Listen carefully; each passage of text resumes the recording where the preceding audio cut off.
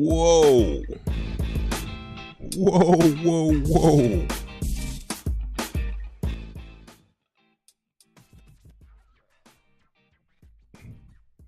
Hello and welcome into the very stunned Knicks-Verse. We have major breaking news right now.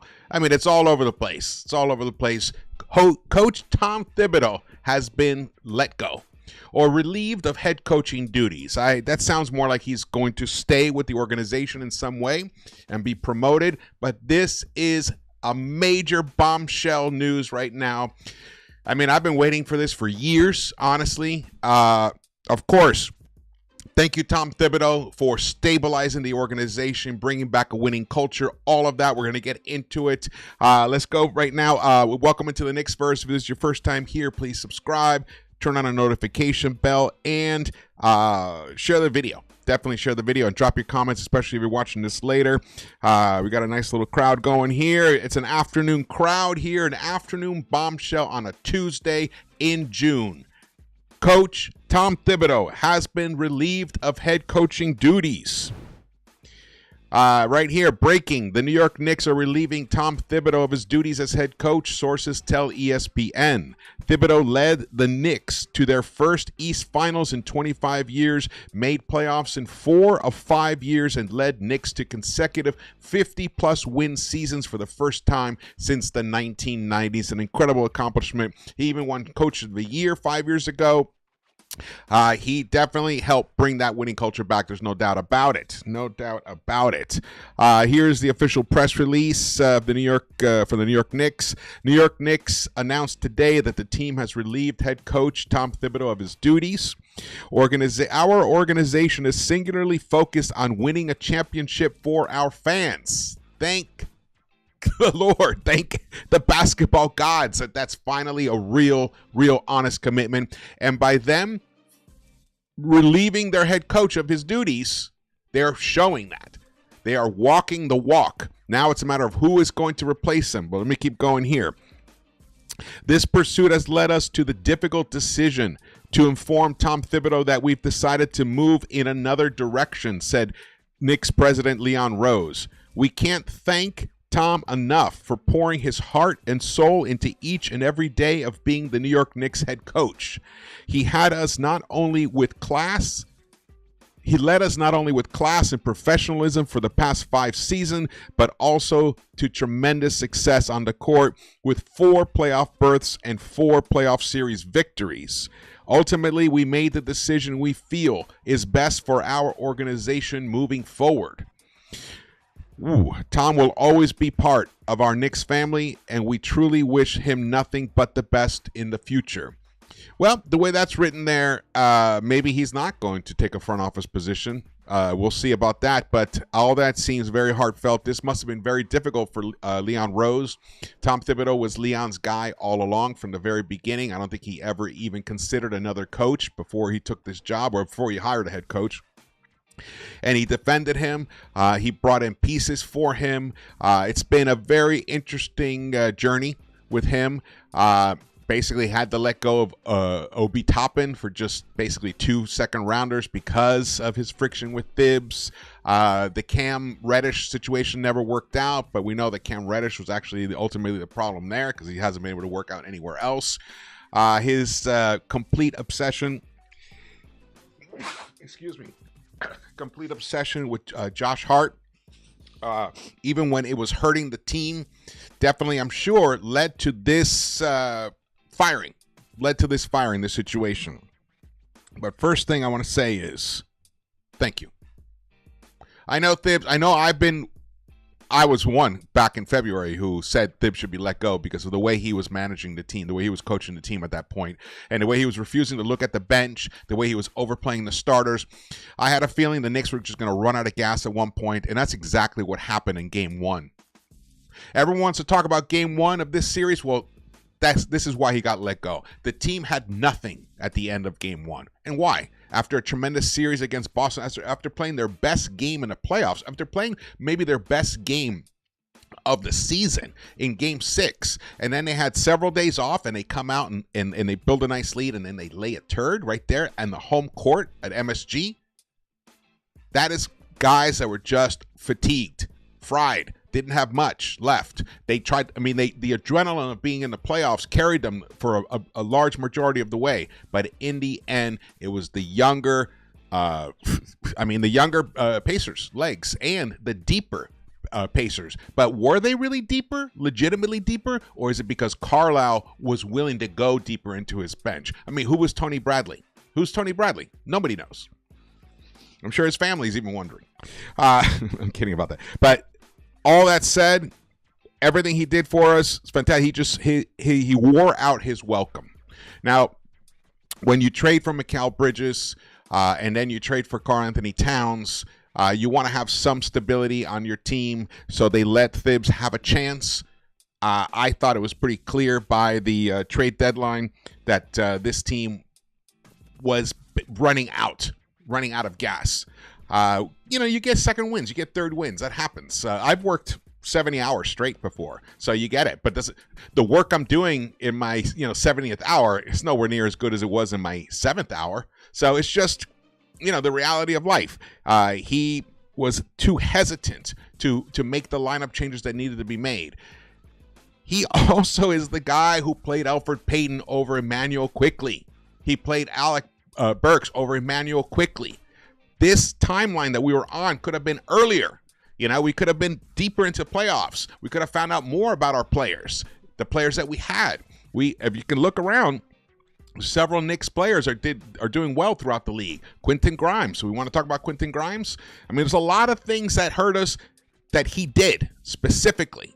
But in the end of the day, what he ultimately did was deliver a winning culture and a chance for the New York Knicks to return back to the Eastern Conference Finals and advance further in the NBA Finals, because next season, the Eastern Conference is going to be quite interesting, especially if Giannis gets traded to the West and Tatum is gone for the whole season next year. I highly doubt he's going to be back.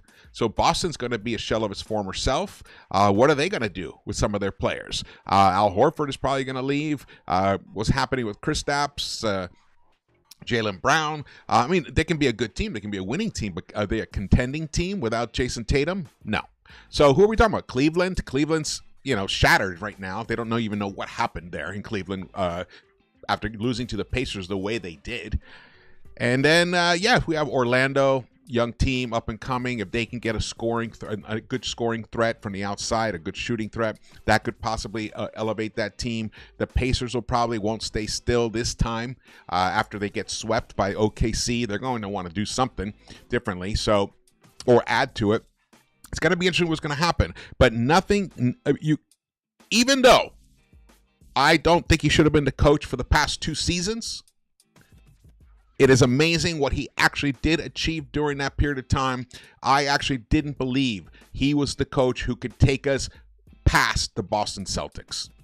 I felt like there was a ceiling with him as the coach, and you could see it in the Pacers series. We should not have lost that series to the Pacers. You can talk about the Pacers were the better team. Yes, they were the better team because they were coached better. Their scheme was better. Their players played the right way. The Knicks, how many times did we see them look completely lost in possessions, giving complete wide open looks to people? Yeah, I know the players are the ones on the court, but it's the coach who sets up the scheme. So it's come down to that. It's fabulous what he did for us, but at the same time, it is time for a new voice in that locker room. And it's time to break up this Nova clique that's happening on the Knicks, where I'm sure there's major pluses, but there are minuses as well. One of them is Josh Hart and Mikal Bridges also. He suffered in the playoffs.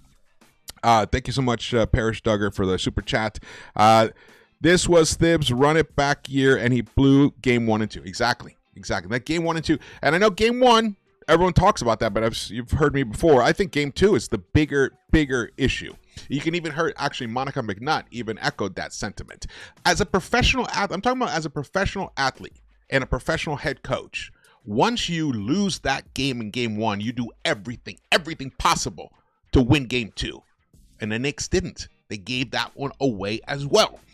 At home, they couldn't recover from what happened in game 1. But that starts at the top. At the top, he should have set the tone. A loss is absolutely unacceptable in game 2. We need to come out and completely annihilate these guys and put them in a position to win. But guess what Thibs didn't do? He started Josh Hart again. He didn't even try Deuce McBride. If he wasn't ready to go to Mitch in the starting lineup, which he eventually did for game 3, and that's the first game the Knicks won in that series, he could have tried Deuce in the starting lineup. Deuce has been incredibly effective. Brunson, he actually prospers when Deuce is on the floor with him. Everyone prospers when Deuce is on the floor. It's a spread out. It's 5 out. And also, speaking of 5 out, Thibs never actually truly played 5 out. How do you get Karl Anthony Towns as your center and never play 5 out, especially when you have 2 wings who can hit threes and you have Brunson who's a great 3-point shooter? Like, why? Because you have Josh Hart. Oh, man. The reasons are endless, honestly, why he is let go and why he should have been let go. But at the same time, it's tough to say that. It's conflicting when you consider what he actually did deliver for us as a fan base.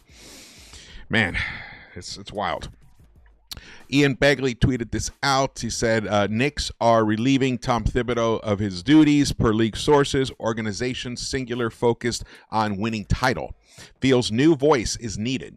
Team president Leon Rose made decision with support of owner James Dolan. And I got to say, James Dolan, man, I had to live through those years where Dolan fucked with this franchise so much, where he forced the trade for Melo when we could have waited and gotten him in the summer, where he...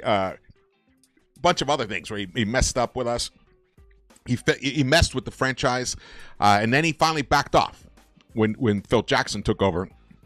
And he kept his hands up. He has kept his hands off relatively, especially when he handed the keys over to Leon Rose. But you saw him there. You saw him there for almost every single home game in the playoffs, watching these Knicks. I think he was even maybe on a road for one game or two. You can see how invested he was in this team, and he could see how close this team came to the ultimate prize. And at this point, he's not too far from the bench. He can probably hear a lot of what's going on himself. So kudos to these 2 guys for making this tough decision. And I know it's tougher for Leon Rose, for sure. But I had heard that Worldwide Wes and Brock Aller definitely had issues with Thibs. They gave him a bench that he didn't use. Everything I just talked about, they saw it too.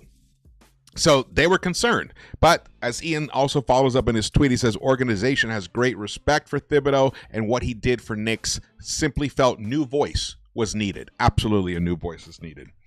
And then here, this is just in case you're worried about Thibodeau going broke.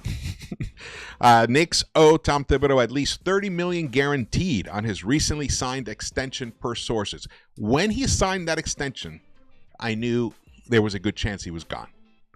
It was a reward. It was a thank you for helping to steer us out of the darkness and into the brightness of basically national TV bright lights and playoffs, and the intensity of all that and delivering victories and series victories. So I had a feeling, I was like, why do you give him that much? Also worth noting, New York Knicks won a playoff series in 3 straight years under Thibodeau. From 2001 to 2010, they won just 1 series in the entire 19 years there. He built a winning foundation here, or 20 years, I guess. And then New York Basketball puts this out, which I love to show what he did for us. Knicks before Thibs, no culture. A 309 winning percentage, 6 years, worst NBA. No playoffs for 7 years. And then under Thibs, check, culture. A 565 winning percentage in 5 years. 8th in the NBA. 4 out of 5 playoffs and an Eastern Conference Finals in 2025. Thank you, Coach Thibs. Now, this I wanted to show because this is another reason why he's gone. Knicks won all 7 of these playoff games, but why were you down by 8 to the Detroit Pistons in Game 1? And you needed a 20-0 run. Why were you down 11 to the Pistons in Game 3? Why were you down to the Celtics like this? Why did you have to come back from all these things? It's the coaching. It is the coaching. There's no doubt about it. So that's why I put that up there. One thing I want to talk about, though, is who do we think is the right choice to replace him. I'm sure there's a lot of discussion right now. I'm hearing certain things, but let me pull this up. Do find it interesting what Mike Greenberg of Get Up says. He says the obvious choice for the Knicks, in fact, the only one that would make this firing make sense, is Jay Wright. I'd be surprised if he wants to do it, but that's the only way this makes any sense to me at all. Okay. Well, Mikey, Greeny, it's going to be Johnny Bryant. It's going to be Johnny Bryant. The fact that Johnny Bryant is going to Michigan today to interview with Matt Ishbia, the owner of the Phoenix Suns, along with another candidate. I can't remember the other candidate. The fact that he's going today, and this was done today, this is to preempt that. He's going to interview with them, and then he's going to end up being the head coach of the New York Knicks. It's the only one that makes sense. He was here. He was the voice of reason. He was, he helped build up our offense on this team. He was the only one who Thibs ever really, truly listened to from that bench in terms of not agreeing with him on things. And remember, he was also the one who was sent to go visit Julius Randle in the offseason and show him the tape of his frowns, of his sour attitude, of his mood. And he said to him, he challenged him. He says, it's up to you to change this. And then he came in and did. And he was having one of his best seasons until he got hurt last year. Johnny Bryant is the right choice here. I think he also has experience with Jalen Brunson. The only other guy I think right now is Mitch. Everybody else, well, I guess Josh Hart. He has some experience with Josh Hart. He knows how to help guards figure out how to excel in this game. That's one of the reasons that Donovan Mitchell loved him in Utah, and now he's the sideline coach for the Cavs with Kenny Atkinson. I think it's going to be Johnny Bryant. The Jay Wright is an interesting idea. That might be if for some reason Johnny Bryant ends up taking the Phoenix Suns job, but why would he take that job? Phoenix Suns are a mess right now. They couldn't even do much in the playoffs in any way, shape, or form. Kevin Durant is looking to leave. If he is offered the Knicks job and the Phoenix Suns job, you know he's going to take the Knicks job. No doubt about it. But let's say something happens. He doesn't. Who else? I want to hear other options. I love Jeff Van Gundy. I think Van Gundy would be fantastic. He got his feet wet again, coaching. He was the defensive coordinator for Ty Lue with the LA Clippers, and it was completely admitted by everybody that the Clippers were a fantastic defensive team, and Van Gundy was a big part of that. Van Gundy could figure out how to work with two defensive liabilities in his starting lineup like Karl Anthony Towns and Jalen Brunson. He can figure that out. Thibs ultimately was not able to. And there are lots of teams that, Kyrie Irving is not a great defender. You know, there's lots of teams. Steph Curry, not a great defender. He's become a good defender over the years, but in the years past, he wasn't a great defender, and somehow Kerr figured out how to work around that. Thibs never quite could. So this is going to be interesting to see what happens next. Lots of drama in Miami. Oh, Foxy, what's up, brother? He says, let's go after Eric Spoelstra. That would be a wild, wild theft. To go and take Riley's guy away from him after what Riley did to us, that would be poetic justice. Poetic justice. All right, let me see what's going on here. Jesse, what's up?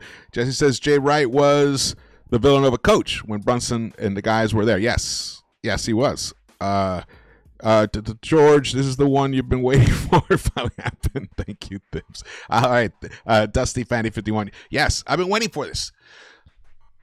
Look, in my opinion, the talent on this Knicks roster is outstanding.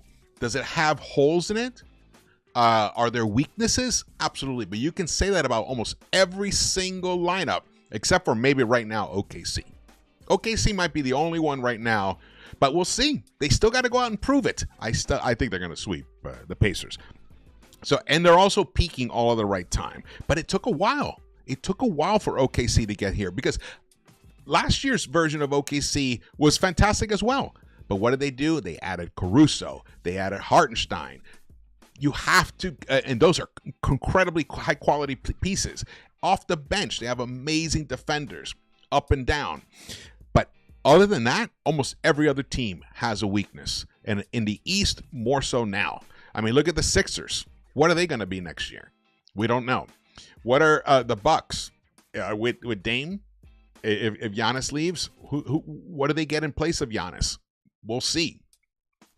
I mean, it's wide open right now, guys. It's wide open. Mark Jackson. Seeing Mark Jackson, I don't think that's going to excite many people. Mike Malone, I highly doubt that Mike Malone will be hired as the coach here. For one, if you are willing, you might as well just stick with THIBS. Though remember, they said a new voice might be important. So it's not necessarily just the way that THIBS handled in-game adjustments or prepped for games. It's not just that, because obviously it was effective to some degree. I mean, just 2 wins away from the NBA Finals. We haven't been this close in 25 years. So, but Malone is very similar, but the difference is Malone has won during this era. And if you watch some of the other videos I did, I saw a correlation between that Denver Nuggets team in the bubble and this Knicks current team right now. All-star center who is a 3-level scorer. That's Joker, and that's Cat. A point guard who's more of a scoring point guard who can light teams up for 40 or 50 some nights. Jalen Brunson, who are not, and he's not a great defender, Jamal Murray. He's an okay defender. He's not a great defender, but he has bigger size than Brunson. That's one thing he has going for him. But they're very similar. Then you look at Aaron Gordon, an OG and an Obi type. Okay, similar. Who else did they have? Remember when they had who else did they have? Contavious. That's kind of like a Mikal Bridges-esque. Mikal's actually even a little taller. He can switch more. Mikal did suffer. I'm not going to say he did suffer in this playoffs, but he definitely did save us. He literally twice in that Boston series. He literally for the game-winning steal twice at the end. Who is going to be the guy? Michael Malone. Balboa says Michael Malone's offensive system is as bad as the Knicks had. Exactly. So I don't think it's going to be.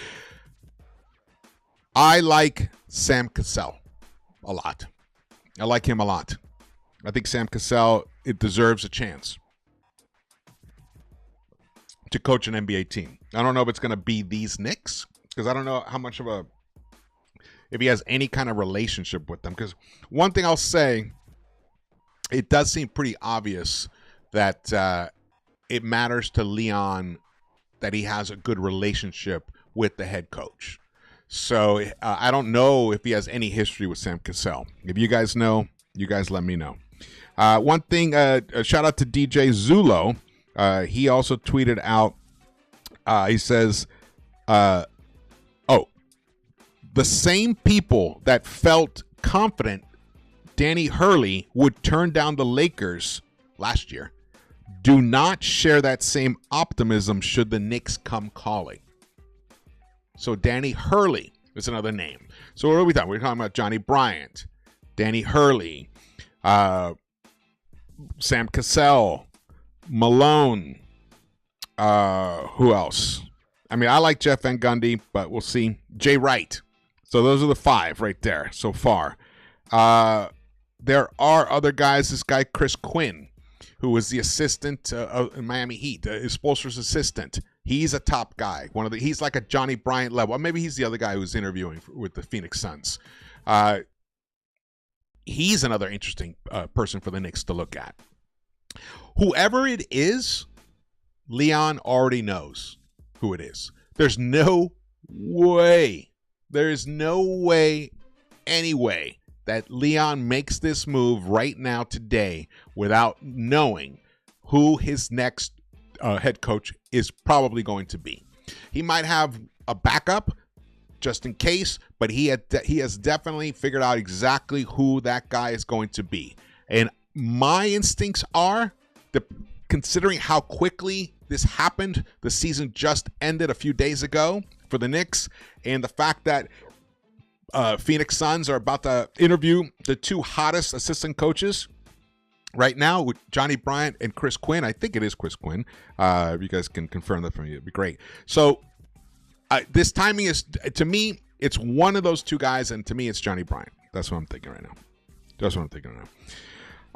Let's see. What else we got here? Shout out to the chat. Thank you guys for joining me here. Hit the thumbs up button for me. Turn on the notification bell when you subscribe. Or even if you already subscribed, turn it on. That way you know when I go live. There's going to be more news. Because here's some things that happened yesterday. Yesterday, Shams went on FanDuel TV or no, SportsCenter. He went on SportsCenter and he says, Knicks have internal meetings this week to really evaluate everything from their coaches to their players. I do expect the Knicks to be aggressive. THIBS has the support not only Jalen Brunson, but also the front office. Well, we know how that worked out. I guess not. I guess he didn't have enough support. But they are going to be aggressive, and this kind of a move is an aggressive move. So that means that the Knicks are going to kick the tires on a Kevin Durant type trade, on a Giannis trade. They're going to kick the tires on everything possible, because if you want to get from here to here and hold that trophy, that means you have to bring in players that are going to deliver that for you. Mikal Bridges definitely was ultimately a disappointment this season. Could I see him thriving in a different environment? I'm talking about if he stays a Knick. And by environment, I mean without THIBS and a different scheme.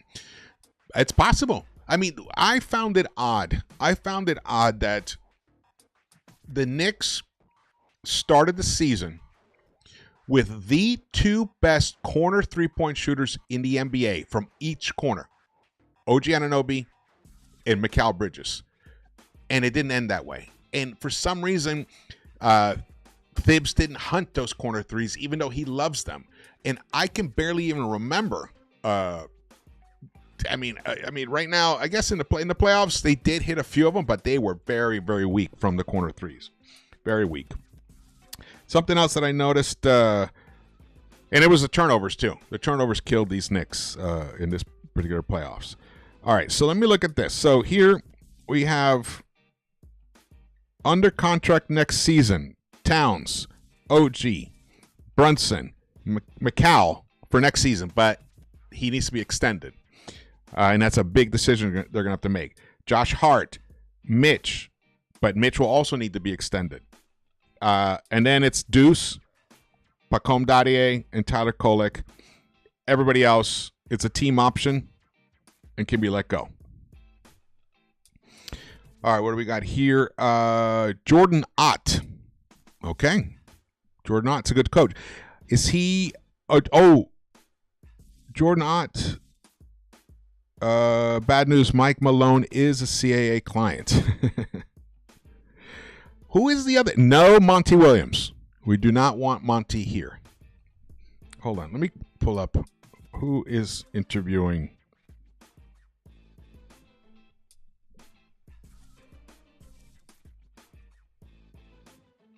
Coach search. Let's see here. Oh, Jordan Ott. Okay, that's the other guy. So it's not Chris Quinn. That's interesting news. Another interesting thing to think about is this possibility of acquiring Kevin Durant. I haven't decided yet how I feel about acquiring Durant or Giannis. It's going to be difficult, but the Knicks do have some great assets. I don't know why some people were saying Knicks don't have anything. What are you talking about? We have the second team All-NBA center, Karl Anthony Towns. who just played. He was the best starter for the Knicks in the Eastern Conference Finals. So I think he has pretty high value. He's making $50 million. It fits with whatever Durant is going to be getting, whatever Giannis is going to be getting. So in that respect, it fits. You can almost do it straight up, honestly, because from the Bucks standpoint, they're trading someone who. How old is Giannis? He's 32 now, 32, 33. A lot of wear and tear. So maybe we give him a little something else. Let's see. Giannis is 30 years old. Oh, and Cat and Giannis are pretty much the same age. Okay, pretty much the same age. So in that respect, it's not they're not gaining anything except for the fact that Giannis, he wants to go to a winner. So if I'm Giannis Antetokounmpo, I'm looking at Houston.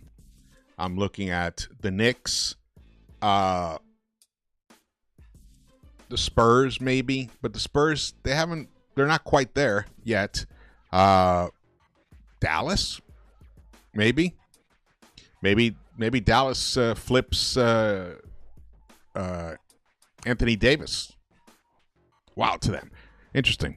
But when it comes to KD and Cat, Devin Booker's college teammate was Karl Anthony Towns, and that was a historic team that went undefeated all the way to the final. I think the final game of the NCAA championship, and they're very good friends. So maybe a Cat for Kevin Durant type trade, and then you figure out the margins of that. Would the Knicks become a better team? See, I don't know. I'm worried about Durant's durability. He definitely he's had a lot of injuries throughout his life. Worried about his age. He definitely is an amazing player. He's a fantastic player. He was one of my favorite players at one time. But he's 36 years old now. But there are rumors Suns are gradually lowering their Kevin Durant asking price. We know the Heat are probably going to want to step in there too then. Sears says the Phoenix Suns paid an absolutely historic price to land Kevin Durant in 2023. Therefore, in terms of value, the Suns paid 10 first-round picks, 2 first-round swaps, 2 second-round picks to get Durant. Very few players have ever netted more in a single deal, and paying such a price hamstrung the Suns thereafter. They're now looking to trade Durant again, and shocker, they are not getting offers at a similar point. In fact, their initial asking price seems to have been high. In March, reports indicated that the Suns wanted 3 first-round picks and a young player for Durant. While we do not yet know what kinds of offers Phoenix is getting, Athletic's Kelly Iko is reporting that the Suns have gradually lowered their asking price for Durant. Oh, okay, let's look at this here.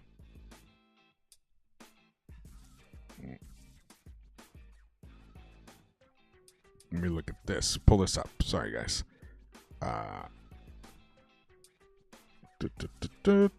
This I find fascinating. There we go. All right.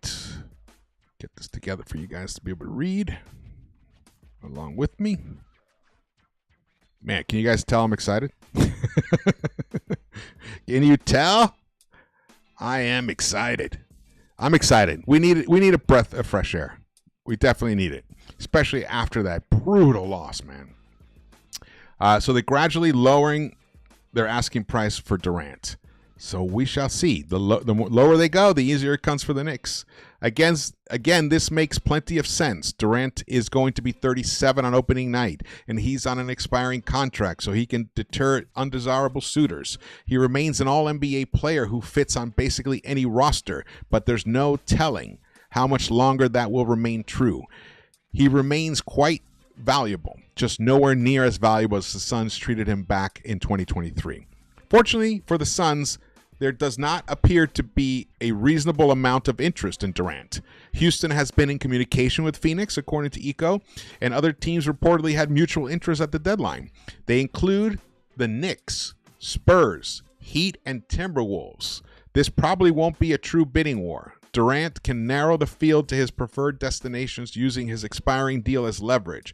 But the mere fact that this interest exists means that Phoenix should get meaningful positive value in return.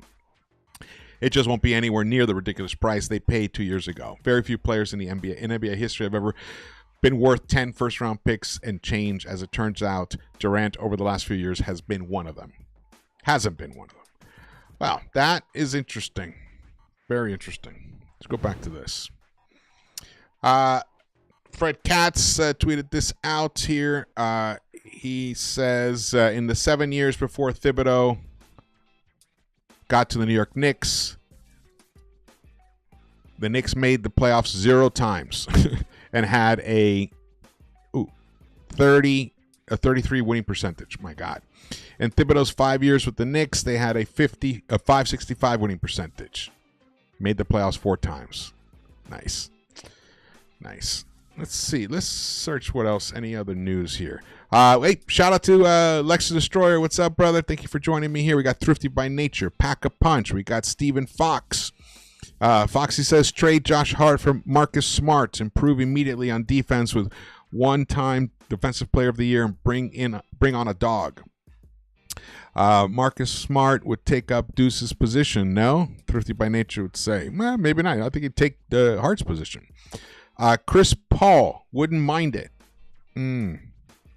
Chris Paul. What's this here?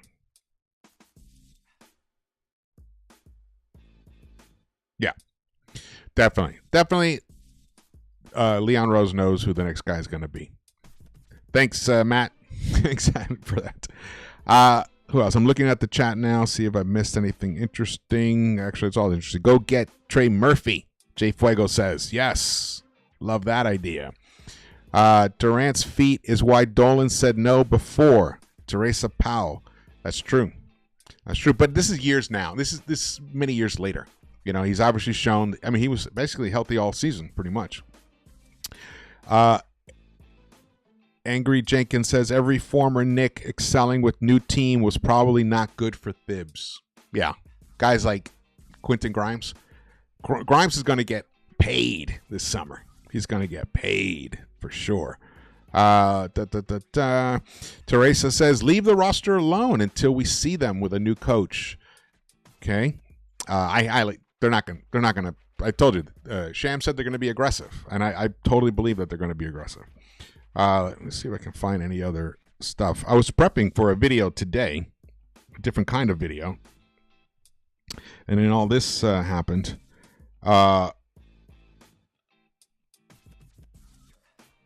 One thing I will say, like, shout out to Robert Lefkowitz, former Papa Left. He tweeted out, he says, Andrew Nembhard and Aaron Nesmith had a better series than Mikal Bridges, and it wasn't particularly close. I'd include Josh Hart to make it a 2-on-2, but Josh Hart was a pacer this series. Yes, Josh Hart really killed us this series. To show you even further how much he hurt us, let me show you this. Let me show you guys this. All right, let's go back to this here. Dun, dun, dun, dun, dun.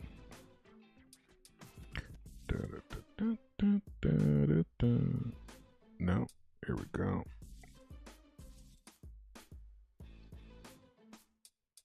Is this it? Yeah. Okay. So, look at this. The turnover ratio.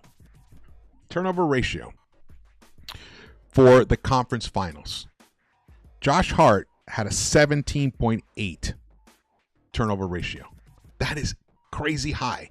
In fact, that is the second highest of all players in the conference finals that played more than 20 minutes a game. Yeah. Show you guys how we do this here. There it is. Only Naz Reid had a worse turnover ratio. A big man, a center. Josh Hart, a 17.8. Julius Randle, 17.5. Now you can see why I'm happy he's not on the team as well.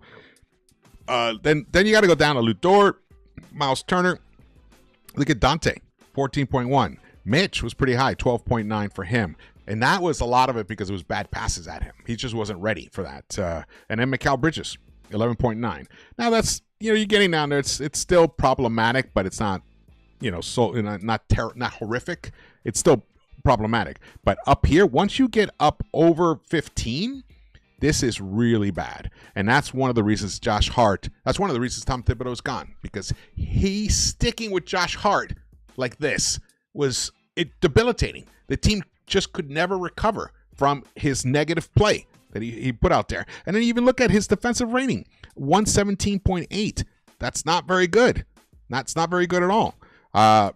Julius Randle had a better defensive rating. Look at Lu Dort, man, 105.4. So you're like, okay, this guy shuts people down. Yeah, he commits a lot of turnovers, but he shuts people down. So we'll take that. But with Hart, he doesn't shut anybody down, and he commits tons of turnovers. And look at his field goal percentage, 48.4%. That's atrocious. That is atrocious. Lu Dort is at 54.8%. What does Josh Hart do for you? If he can't shut people down defensively, and if he coughs the ball up, and if he can't finish on a fast break in transition, and if he can't shoot the three consistently, what does Josh Hart give you other than being Jalen Brunson's buddy? You can't win like that. You can't coach like that. You have to be thinking about one thing only. It's what's best for the team. And that's why I believe Tom Thibodeau has been relieved of his job. That's one of the main reasons why. All right, let's get back to this. Wow. I'm still in shock. But I will say, I got, like I said before earlier, and my friend texted me, reminded me that, there's no way that Leon makes this move of firing Tom Thibodeau if he doesn't already know who's going to be the new coach for the New York Knicks. It's not a wishy-washy thing. It's not like you fire him and you spend weeks interviewing people. No, you can't make that kind of move. You can't destabilize a franchise that was just in the Eastern Conference Finals without knowing which direction you're headed in. So I believe within a week, we will have our new head coach. That is my prediction. It could be even as soon as tomorrow, honestly. We'll see. All right, I'm going to sign off. I'm going to be doing more videos. Basically, it's going to be my What's Next Knicks video. So this is a huge one, huge bombshell. Man, what a relief now. I mean, not to take any glee over someone losing their job, because for one, he's going to be well taken care of. He's going to get paid a lot of money. As you can see right here, he's getting $30 million guaranteed over the next 3 years. So he's being well taken care of. He doesn't have to worry about money for the rest of his life. He basically will always be revered by the Knicks fan base for helping us, guide us out of the dark days, out of the medieval times of this 21st century that we've been in. And he definitely deserves all that love and praise for that. And I hope he does end up in the front office. He definitely knows the game. He loves the game. But it was definitely 100% time to move on. We need a new voice. And I just couldn't stand listening to him talking out of both sides of his mouth. Where one day he's saying, well, the game tells you what to do.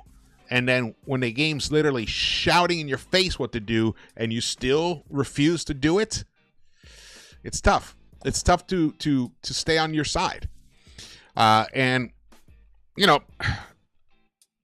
I had a feeling this team had a ceiling with him no matter what. And they somehow, the players, the one thing I did say, I think the quality on this roster can somehow overcome the limitations of their own coach and defeat the Boston Celtics and get to the Eastern Conference Finals. Well, they did do that.